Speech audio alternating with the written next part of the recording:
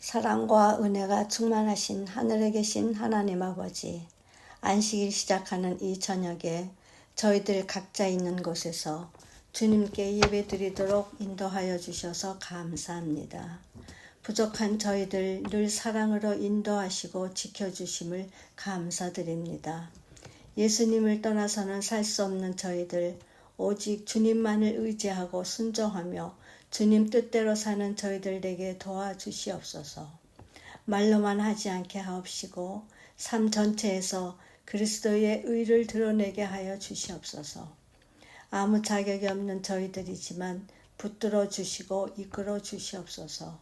세상 죄악 속에서부터 벗어나서 주님 안에서 진정한 쉼을 맛볼 수 있는 귀한 안식일이 되도록 인도하여 주시고, 소망과 기쁨을 가지고 하나님과 교제할 수 있는 이 예배가 되도록 저희들과 함께하여 주시옵소서.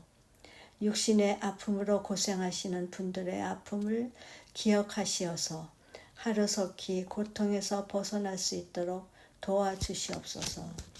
목사님께서 전하시는 하나님 말씀에 은혜가 넘쳐 저희들 마음속에 깊이 간직하는 이 시간 되게 하여 주시고, 요즘 힘든 시기에 하루하루를 보람과 감사와 사랑으로 채울 수 있게 하여 주시옵소서. 사랑이 많으신 예수님의 이름 받들어 간절히 기도드립니다. 아멘.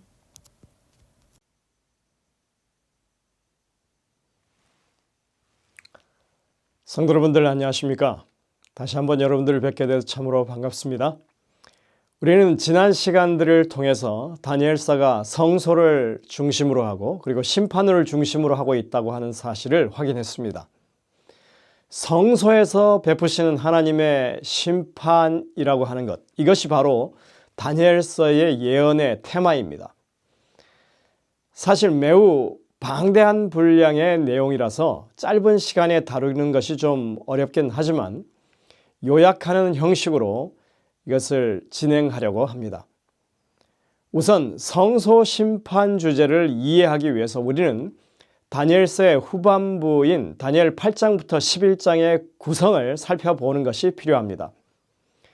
1980년대 중반에 재림교회 안에서는 다니엘서 후반부의 새로운 구성에 대한 연구가 발표되었습니다. 이것은 전반부의 구성과 매우 흡사한 모양으로 그렇게 되어 있습니다. 이 전반부의 구성과 비교해 봤을 때 전반부에서는 왕들에 대한 예언이 중심의 두 개의 대응소로 위치해 있었던 반면에 후반부에서는 메시아, 왕에 대한 한 개의 요소가 있다고 하는 것을 볼 수 있습니다. 그리고 그 외에 이 중간 부분에 있는 성도의 시련이라고 하는 주제는 동일하고, 처음과 마지막에 세상 열국의 역사에 대한 예언이 전반부와 동일한 형태로 반복되고 있는 것을 볼 수 있습니다. 여러분들, 이것이 정말 다니엘이 의도한 구성일까요? 너무 자기적으로 분석한 것은 아닐까요? 아마 이런 의구심을 갖는 분들이 있을 줄 압니다. 하지만 이미 신학계에서는 이러한 구성이 신구약 성경 전반에 다양한 형태로 등장하고 있다고 하는 것을 인정하고 있다고 하는 것을 우리가 유념해야 할 것입니다. 그리고 저는 개인적으로 거의 40년 가까이 이 분야에 대한 연구들을 접해오고 있는데 그 경험을 바탕으로 볼 때 이러한 구성이 매우 타당하다고 저는 생각이 됩니다. 그 이유는 이렇습니다. 첫째, 다니엘이 살던 당시 기원전 5세기에는 이러한 형식의 글쓰기가 매우 중시되었다고 하는 것입니다. 여러분들 당시 이 공식 문서들에서 많이 발견되는 그런 형식이 카이에즘이었다고 하는 것 지난 시간에 들으셨죠? 다니엘은 그런 문서들을 많이 다루고 그런 것에 익숙한 고위공직자였습니다. 둘째로 다니엘이 이미 전반부의 2장부터 7장까지를 카이에즘으로 구성했다고 하는 것은 이미 학계에서 이견 없이 받아들이고 있다고 하는 것입니다. 그리고 후반부에서도 동일한 형태의 구성이 발견되고 있다고 하는 점, 우리가 결코 이것을 무시할 수 없는 이유입니다. 그리고 세 번째로 우리가 오늘 시간상 그것을 다룰 수는 없지만 후반부 중심에 위치해 있는 이 70일에 대한 예언을 다니엘은 아주 정교한 카이에즘 구조들로 그것을 기록하고 있다고 하는 점을 우리가 말하지 않을 수 없습니다. 다니엘은 자신이 받은 계시의 내용을 분명히 전달하기 위해서 의도적으로 그러한 형태로 기록했다고 그렇게 봐야 할 것입니다. 다니엘서 전반부의 구성이 아람어로 된 쉬운 버전의 예언이었다면 후반부의 구성은 히브리어로 된 이 고급 버전의 예언이라고 할 수 있습니다. 우리는 다니엘서를 시작하면서 바벨론 포로 생활 70년이 이 성소에 있던 하나님의 임재 영광의 이동과 밀접한 연결고리가 있다고 하는 것을 보았습니다. 그리고 다니엘이 전반부에서 계속해서 반복되는 심판의 이야기를 하고 있다고 하는 것을 보았습니다.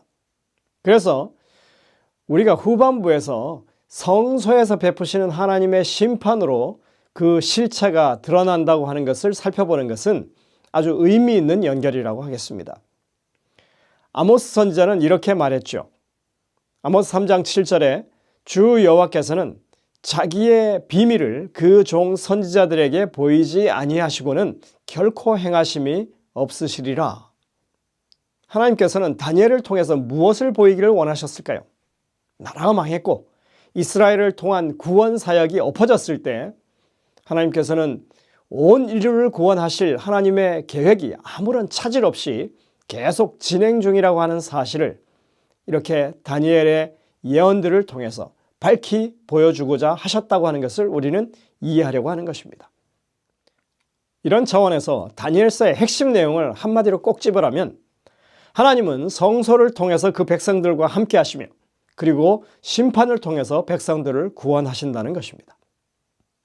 일반적으로 심판은 매우 부정적인 개념입니다. 우리 중에 어느 누구라도 재판정에 서게 되면 정말 지은 죄가 없어도 불안에 떨게 됩니다.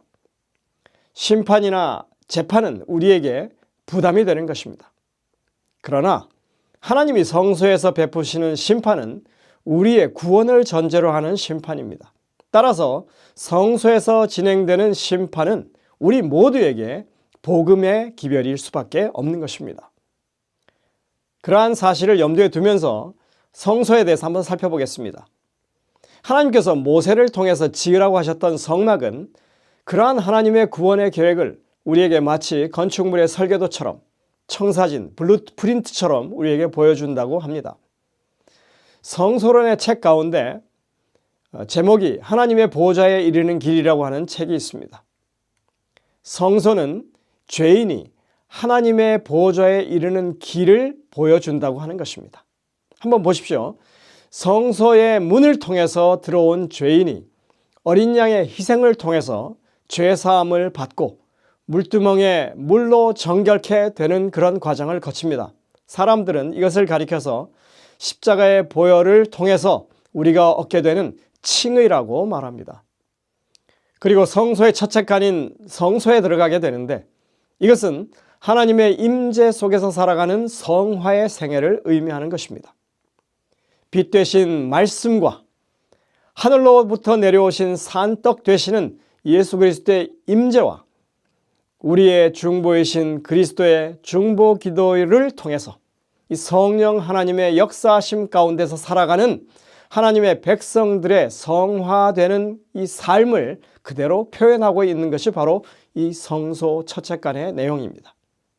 그러다가 예수님이 재림하시게 될 때 이제는 썩지 않을 몸을 입는 그런 영광화를 경험하고 하나님의 보좌 앞에 얼굴과 얼굴을 대면하여 서게 되는 구속사의 총체적인 큰 그림을 이 성소를 통해서 우리가 볼 수 있다고 하는 것입니다. 여러분들 얼마나 아름다운 하나님의 구원 계획입니까? 하지만 성소의 이야기는 여기서 그치지 않습니다.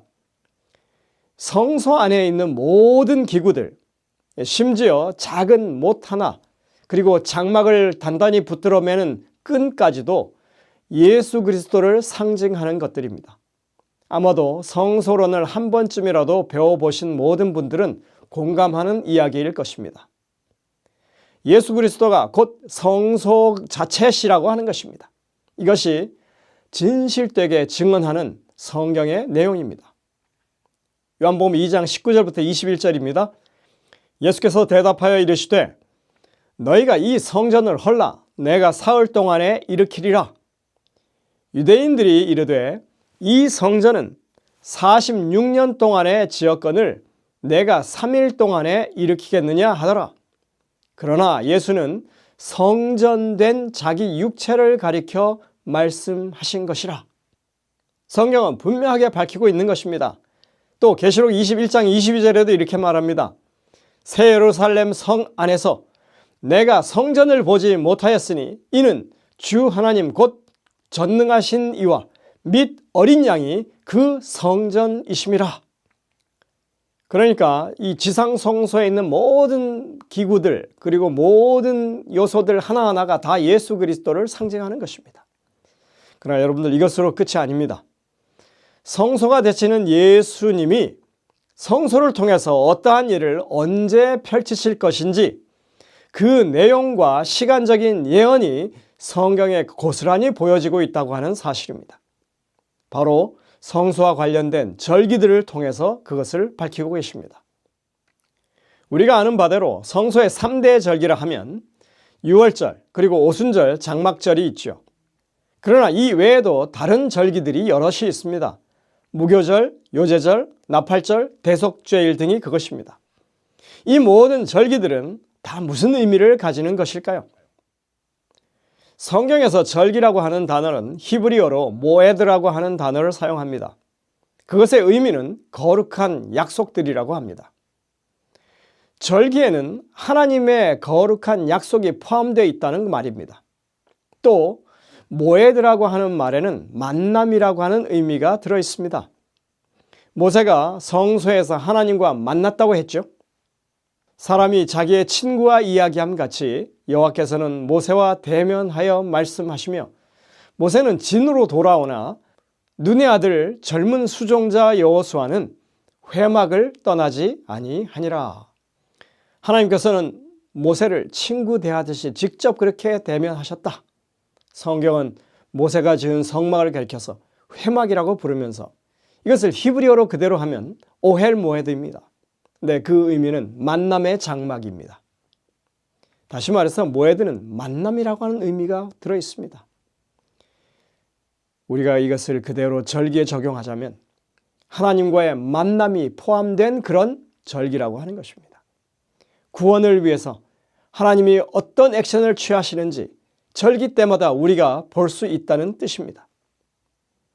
요약하자면 성소의 절기를 통해서 우리는 하나님이 우리의 구원을 위해서 어떤 거룩한 약속을 하셨는지 알 수 있고 인류 구원을 위해서 인간의 시간에 언제 그분이 개입하셨는지를 알 수 있다고 하는 뜻이 되는 것입니다. 여러분들은 오늘날 이 기독교 안에는 재림교회 외에도 절기와 예수 그리스도의 구속의 사역에 대한 이러한 이해를 찾아가고 있는 많은 기독교인들이 있다고 하는 사실을 기억하시길 바랍니다. 이제 이 절기들, 하나님의 거룩한 약속들이 언제 어떻게 성취되었는지를 살펴보는 시간을 갖도록 하겠습니다. 성경에 이렇게 다양한 절기들이 있습니다. 하지만 이 절기들은 크게 봄절기와 가을절기로 나눕니다. 봄절기는 예수 그리스도의 초림으로 모두 성취되게 됩니다. AD 31년 6월절에 예수님은 세상 죄를 지고 가시는 하나님의 어린 양으로서 십자가에서 희생이 되시죠. 그리고 무교절에 무덤에서 쉬시고 요제절에 부활의 첫 열매로 무덤에서 부활하십니다. 그리고 40일 뒤에 승천하신 다음에 50일 되는 그 오순절에 하나님의 보호자 우편에 앉으시면서 그 징표로 이 땅에 성령이 강림하시는 일이 발생합니다. 이렇듯이 성소의 절기는 용도 폐기된 것이 아니라 이제껏 약속해 오셨던 것처럼 예수 그리스도의 구속 사역에 맞춰서 성취되었던 것입니다. 내가 율법이나 선지자를 폐하러 온 줄로 생각지 말라. 폐하러 온 것이 아니요 완전하게 하려 함이라. 진실로 너희에게 이르노니 천지가 없어지기 전에는 율법의 1.1획도 결코 없어지지 아니하고 다 이루리라. 어떻습니까? 주님의 이 말씀은 언제나 진리입니다. 약속하신 대로 정확하게 그렇게 구원을 이루어 주셨습니다. 그렇다면 이제 봄절기와 가을절기 사이의 이 기간은 어떤 기간일까요? 이것은 하나님의 왕국인 교회를 통해서 이 땅에 교회 역사가 흘러가는 시간이라 할 수 있습니다. 그리고 가을절기는 예수님의 재림 때 성취될 그런 절기들입니다. 나팔절은 예수 그리스도의 재림이 임박하다고 하는 사실을 알리는 기별의 기간을 말하고, 그리고 대속죄일은 이 땅에 있을 구원의 마지막 확정 심판을 가리키는 것입니다. 그리고 마지막에 있는 이 장막절은 예수 그리스도의 재림 후에 있을 새하늘과 새 땅에서의 회복된 영원한 나라가 올 것을 전망하게 해주는 것입니다. 우리가 이미 살펴본 바대로 봄절기는 예수님의 지상생애와 관련해서 절기에 따라 정확하게 성취되었습니다. 그렇다면 가을절기는 언제 어떻게 성취되는 것일까요? 이러한 절기의 성취가 바로 다니엘서 후반부에 예언되고 있는 내용이라고 하는 것입니다. 우리가 잘 아는 것처럼 다니엘 9장의 이 70일의 예언은 예수님의 초림과 십자가 사건이 언제 일어날 것인지를 알려주는 예언입니다. 바벨론의 포로로 가 있던 다니엘은 이제 약속했던 70년의 기간이 찼으니까 성전과 예루살렘 도성을 회복시켜 달라고 하나님께 기도를 드립니다. 그 기도에 대한 응답으로 가브리엘 천사가 내려와서 하나님의 계획이 어떤 것인지를 알려주는 것이 바로 70일인 것입니다. 곧 내가 기도를 시작할 즈음에 명령이 내렸으므로 이제 내게 알리러 왔느니라. 너는 크게 은총을 입은 자라. 그런즉 너는 이 일을 생각하고 그 환상을 깨달을지니라. 내 백성과 내 거룩한 성을 위하여 이른 이래를 기한으로 정하였나니 허물이 그치며 죄가 끝나며 죄악이 용서되며 영원한 의가 드러나며 환상과 예언이 응하며 또 지극히 거룩한 이가 기름 부음을 받으리라. 이렇게 시작하는 70일의 예언은 예수님의 초림과 죽으심의 시간표를 우리에게 알려주고 있습니다. 하지만 70일의 예언에 앞서서 우리는 23절에 주목합니다. 먼저 23절에 말하는 그 환상은 무엇을 의미할까요? 23절은 사실 매우 의미심장한 말씀입니다. 이것은 다니엘 9장과 8장을 연결시켜주는 구절이기 때문에 그렇습니다. 다니엘은 11년 전에 다니엘 8장의 계시를 봤습니다. 특히 이 2300주야, 이 주야에 관한 환상을 보고 나서 그는 매우 충격을 받아서 기절까지 했었습니다. 그리고 그것은 이해되지 않는 숙제로 계속해서 남아있던 예언이었습니다. 다니엘은 당시에 자신이 받았던 그 계시 가운데 이 예언적인 시간에 대해서 분명히 이해하고 있었습니다. 1일이 1년으로 환산된다고 하는 그 연일 원칙을 그는 분명히 이해했던 것입니다. 그래서 2300주야라고 하는 것은 2300년을 가리키는 것을 알았죠. 도대체 2300년이라니? 이렇게 긴 기간 동안 성소가 더럽혀지고 그리고 계속 회복되지 못한다고 하는 이것을 도대체 어떻게 이해할 것인가? 그래서 그는 그 이후로 11년 동안 지금 이 다니엘 9장의 이 상황까지 그 예언에 대해서 마음의 부담을 계속 지우지 못하고 있던 상황이었습니다. 그런데 가브리엘 천사가 하나님의 명령을 전한다고 와서 한 첫 마디가 너는 이 일은 히브리 말로 다바르인데 하나님의 명령을 가리키는 것입니다. 다시 말해서 70일에 관한 예언을 말한다고 할 수 있습니다. 이 일을 생각하고 그 환상을 깨달으라고 말하고 있는 것입니다. 여러분들 다니엘서 9장 그 이전의 내용을 아무리 훑어봐도 그 환상에 대한 실마리를 찾을 수가 없습니다. 그 환상이라고 하는 것은 바로 지금 11년 동안 계속 고민하고 의문을 가지고 있는 그 2300주에 관한 예언, 그것이 바로 그 환상에 관한 것이라고 분명히 말할 수 있는 것입니다. 아마도 다니엘은 이 성경을 읽는 독자들이 이러한 맥락을 이해할 수 있도록, 찾을 수 있도록 다니엘 8장과 9장을 이어서 배치한 것으로 볼 수 있는 것입니다. 70일회와 2300주야는 한 묶음입니다. 이 70일회로 기한을 정했다고 했을 때 정하다라고 하는 히브리 말의 의미는 큰 것에서 작은 것을 떼어놓다라고 하는 의미입니다. 즉 2300이라고 하는 큰 덩어리에서 이스라엘 백성과 예루살렘 성과 그 성전을 위해서 70일에 즉 490이라고 하는 그 숫자를 떼어놨다. 그들을 위한 기간으로 정했다고 하는 그런 말씀인 것입니다. 이 70일에는 예루살렘 중건역이 내리면서 시작한다고 분명히 말씀하고 있습니다. 그것은 역사적으로 기원전 457년에 아닥사스다 왕 때 에스라가 받아왔던 그 귀한 조서에서 시작되는 것입니다. 그래서 우리가 잘 아는 이 70일이라고 하는 해석이 이렇게 완성되게 됩니다.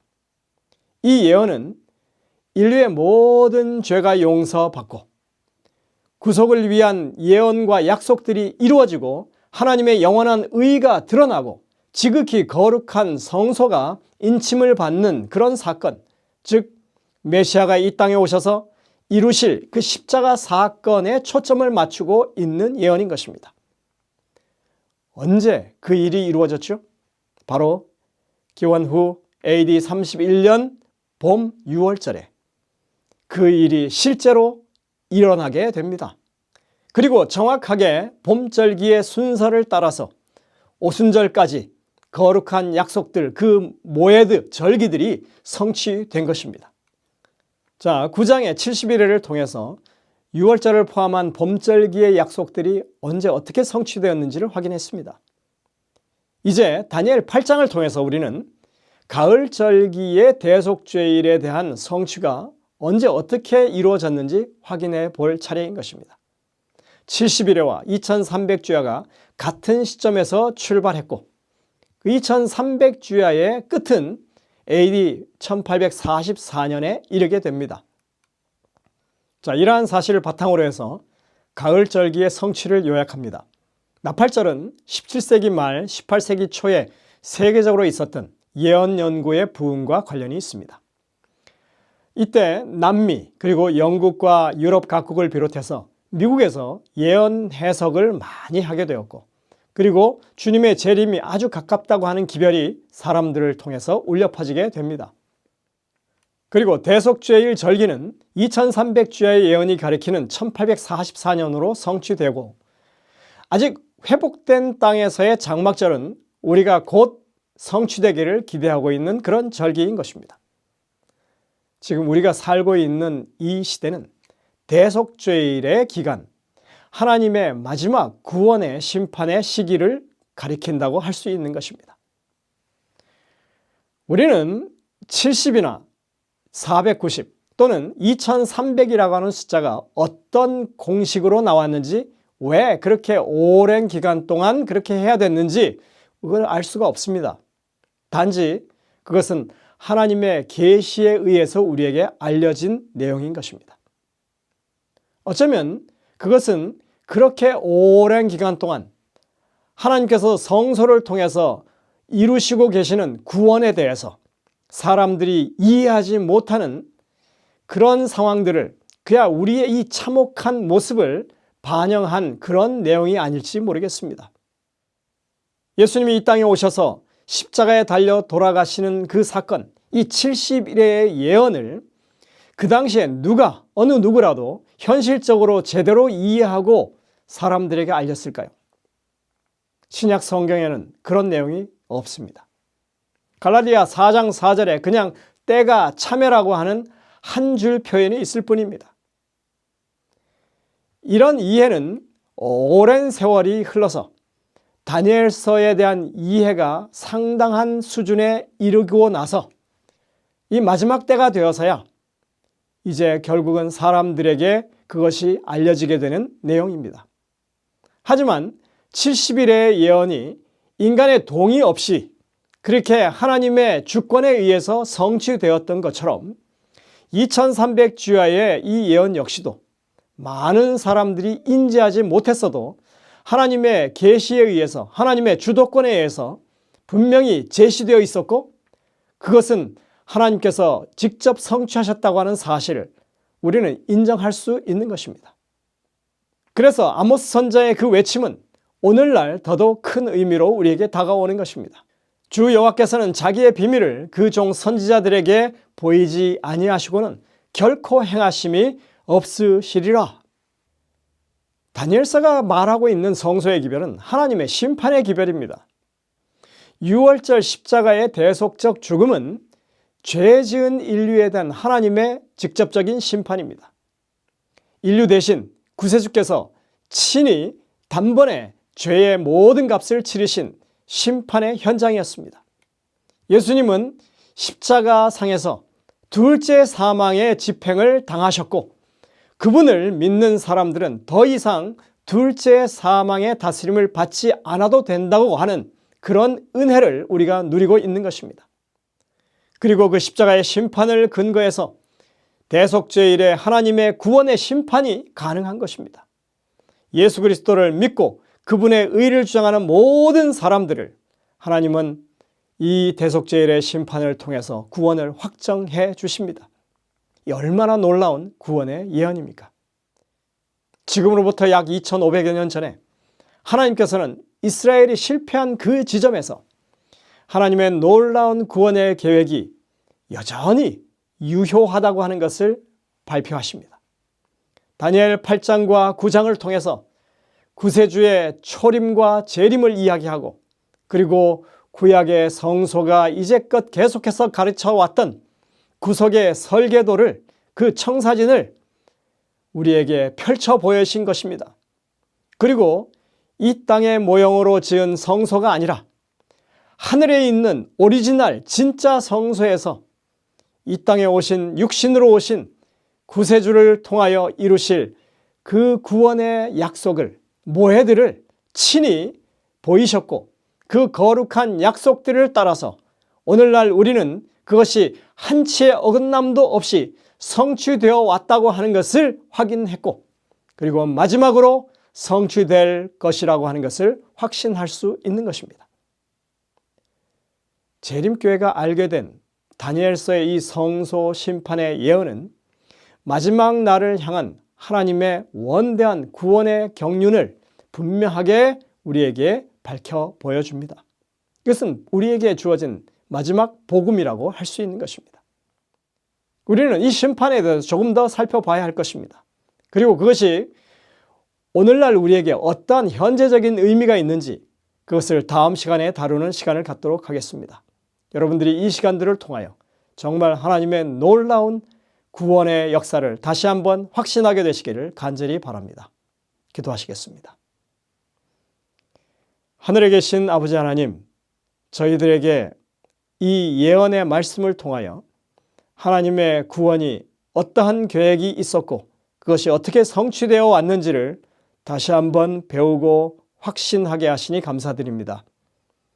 더 깊이 있는 말씀 연구를 통해서 우리가 너무나 확실한 구원을 보장받고 있다고 하는 것을 다시 한번 깨우치게 도와주시고, 이제 주님께서 마지막 이루실 이 마지막 거룩한 약속을 기대하며 살아가는 저희 모두가 되게 인도하여 주옵기를 예수님의 이름으로 간절히 기도드립니다. 아멘.